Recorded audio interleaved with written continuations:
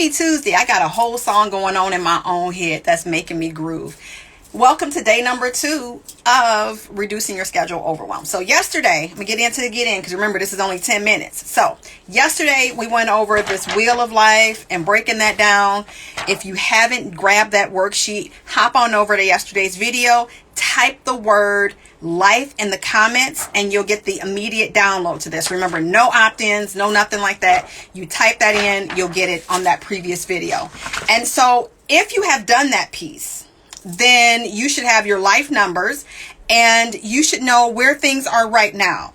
And this is day number 2 of the clarity piece, mapping out your focus to know where you need to be, what things you need to add into your day, what things you can kind of ignore, maybe delegate out. This is something that I use with my clients and with myself because it's so easy to forget what I said was important. And so in order to keep myself accountable, I have to have this whole worksheet as well. So now that you know your numbers, this clarity worksheet, this is today's download. Today's download is this clarity worksheet. If you type map in the comment section below this video, you will get the immediate download to this worksheet here. So let's get into it. That clarity worksheet is going to show you what those numbers gives you, that whole map. Now we're going to break this down a little bit from day number 1. What do those numbers even mean? You know, you mapped out your numbers. You said what your family area looks like. You said on a scale of 1 to 10 what your finances look like, what your family look like, family, finances, health, and your career / business, whether you're in one or both. You created a baseline for where things are right now. That's what those numbers mean. They're telling you where you are right now. And so when you use today's worksheet, you are creating a goal for that life area. Remember, that is not only one of the lower ones, but also feels heavier. So with this worksheet, what you do is you create a goal for that area. What is one thing, and that's something that you would have done as well. So like if you did the mapping worksheet, today should be like copy and paste for you. Because what it does is now you know what a number above looks like for you. And we're thinking about in the terms of 30 days. We're not thinking about a year. That's why the number that you wanted it to be, you want it to be a number that is really realistic to what your life looks like, what's going on. Not saying you're going to go from a 5 to a 10 in 30 days. Remembering the probability of that happening. If you don't have maids, nannies, and a whole staff full of people, it's going to lead you feeling burned out, like a failure, and like nothing ever works. So that's why I always want you to think in these compact time frames, because you go, okay, in 30 days, I can bump this up by either 1 point or by half of a point by doing this. And so it really keeps you hyper focused on one thing. So knowing that the first step today is knowing what the life area is you're working on. What is the life area over the next 30 days that really needs your immediate time, love, and attention? What is it, and what is the current number of that area? Now that you have those, what is the goal for that area? Is it to, let's use finances for example, is the goal to get all of your monthly reports done? Because once you have that done, then you'll know how much you're spending on groceries. You'll know where accounts and things are. Let's say over the next 30 days, that is your goal, is to every day tackle those reports, because maybe you've never done it.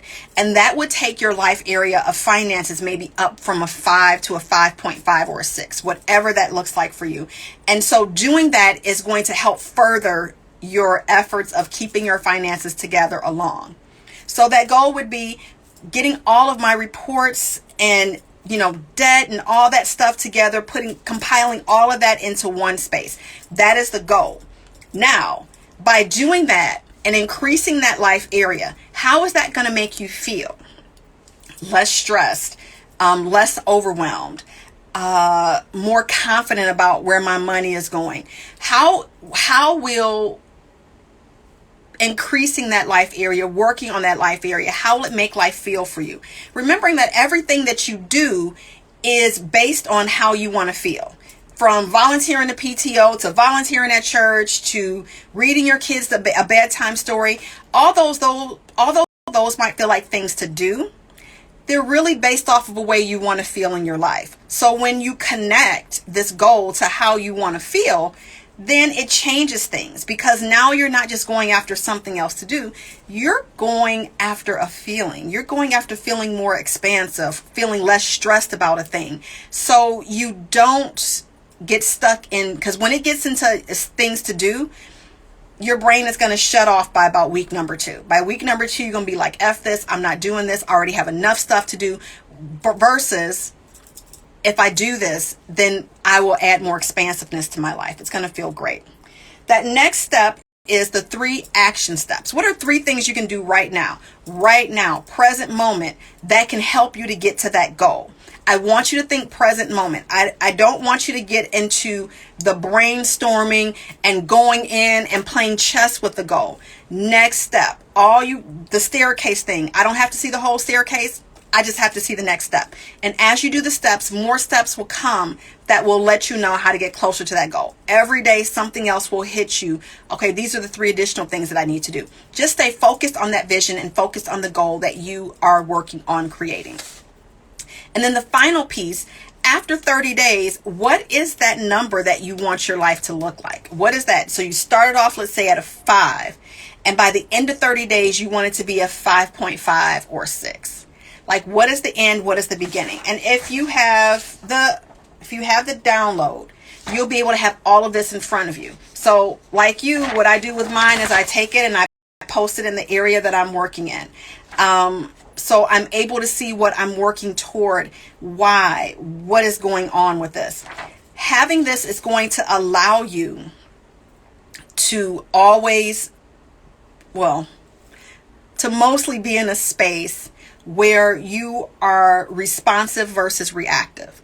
Where when things come into your life, versus you reacting and gravitating toward them, or like, I need to put this fire out, it helps you to go, okay, how is it in relation to this?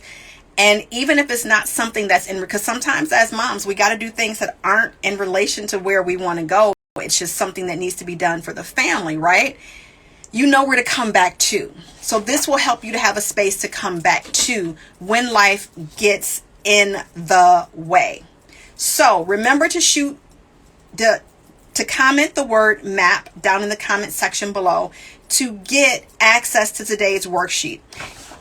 I want to highly implore you to go to yesterday's and type in the word life to get yesterday's worksheet, because it'll really put things in perspective. Sure, you can start off from here, but like I said yesterday, the reason why I'm starting where I'm starting is because it's not just about creating this plan and putting everything perfectly in your organizer. In order to be able to have a plan that actually flows and works for you, you have to have a foundation that lets you know what needs to go there in the first place. So, thank you so much for joining me today. Tomorrow, I will be in with the simplifying piece of my framework. We're going over boundaries, energy leaks, and creating clear paths to get to where you need to go. Add any questions, comments, aha, girl, what are you talking about? Down in the comment section below. If you have them, otherwise, shoot the word MAP down there and you will get access to today's download. And this is a juicy download because it's something you can hold with you forever.